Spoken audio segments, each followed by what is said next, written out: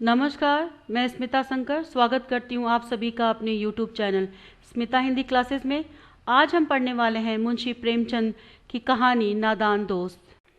मुंशी प्रेमचंद जी का एक संक्षिप्त परिचय जानते हैं।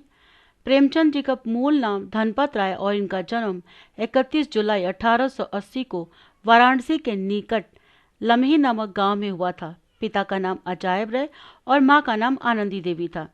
वे एक डाकखाने में मामूली सी नौकरी भी करते थे और थोड़ी सी खेतीबाड़ी भी करते थे। वे जब सिर्फ 8 साल के थे तब इनके माँ का निधन हो गया।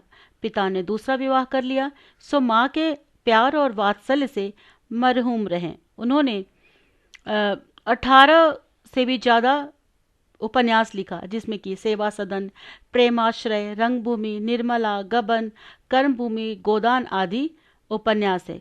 और कहानियाँ कफन, पूस की रात, पंच परमेश्वर, बड़े घर की बेटी, बूढ़ी काकी, दो बैलों की कथा आदि 300 से भी अधिक कहानियां लिखी, जो मानसरोवर के 8 भागों में उपलब्ध है।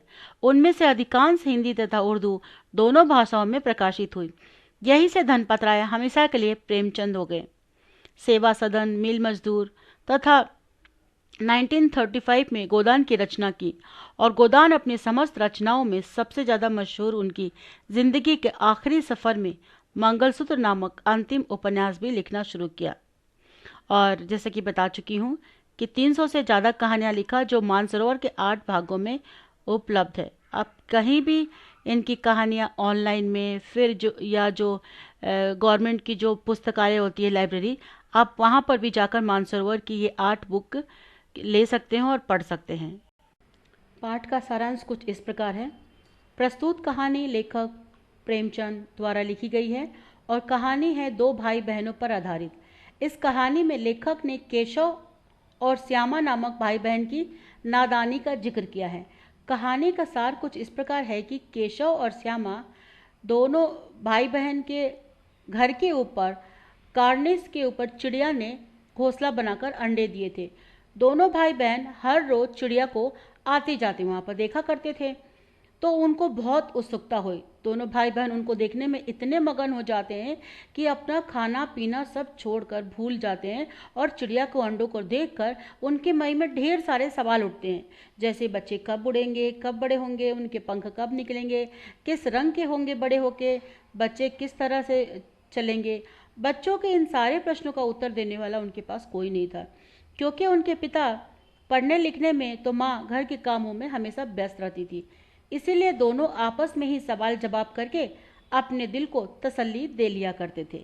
इस तरह 3-4 दिन गुजर जाते हैं। दोनों चिड़िया के बच्चों के लिए फिर परेशान होने लगते हैं। उन्हें लगता है कि कहीं चिड़िया के बच्चे भूख प्यास से न मर जावें।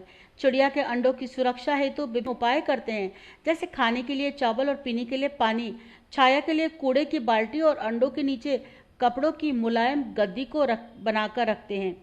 यह सारा कार्य उन्होंने पिता के दफ्तर जाने और दोपहर में माँ के सो जाने के बाद किया करते थे, परंतु उनके उपाय निरर्थक हो जाते थे, यानी कि बेकार, वेस्ट।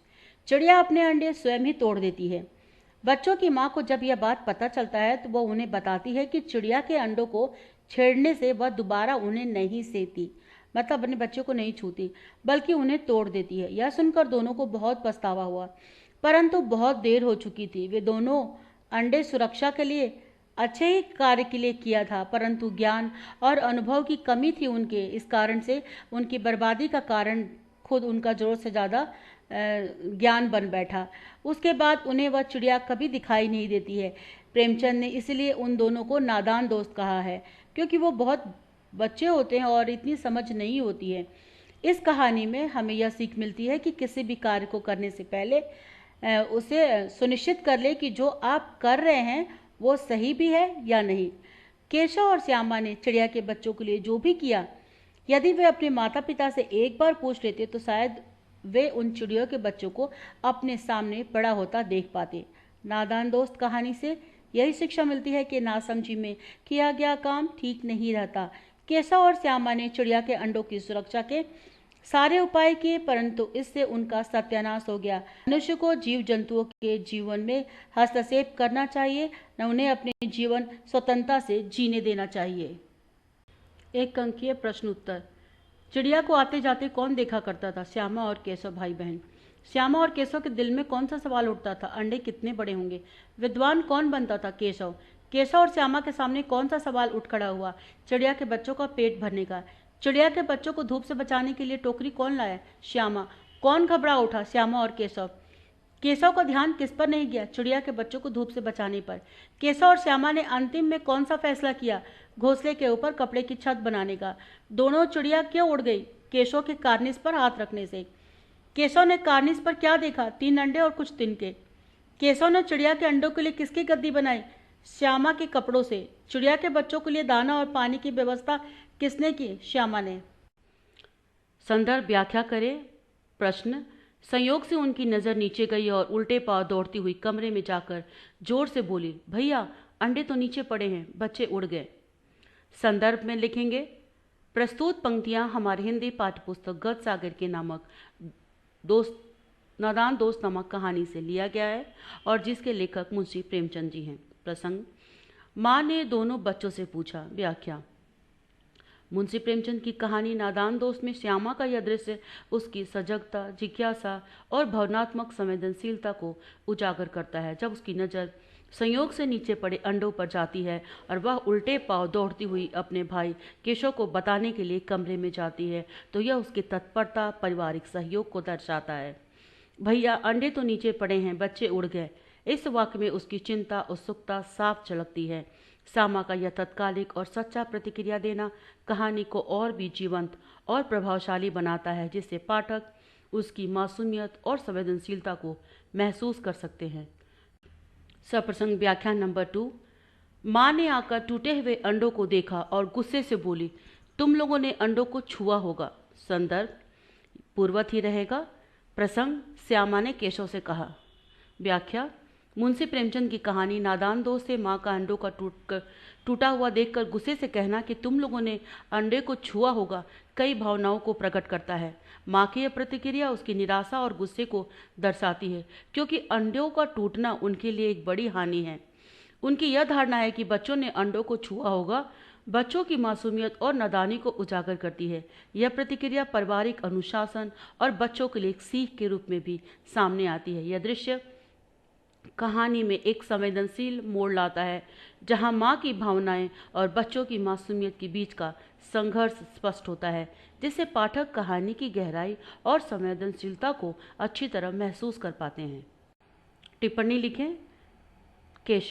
केशव मुंशी प्रेमचंद जी द्वारा रचित नादान दोस्त नामक कहानी में केशव एक मुख्य पात्र के रूप में प्रस्तुत किया गया है। केशव श्यामा का भाई है और वह एक संवेदनशील तथा दयालु बच्चा है। कहानी में केशव का चरित्र उसकी चिड़िया के अंडों की रक्षा के लिए किए गए प्रयासों से उभरकर सामने आता है। वह हर संभव कोशिश करता है कि चिड़ियों के अंडों को सुरक्षित रख सके, परंतु उसकी ऐसे कुछ नादानी के कारण अंडे जमीन पर गिरकर टूट जाते हैं और ये घटना से उसकी माँ बहुत उसे डांटती है। केशव जो समझता है कि उसने गलती की है, तो वो चुपचाप खड़ा होकर माँ की डांट भी सुन लेता है।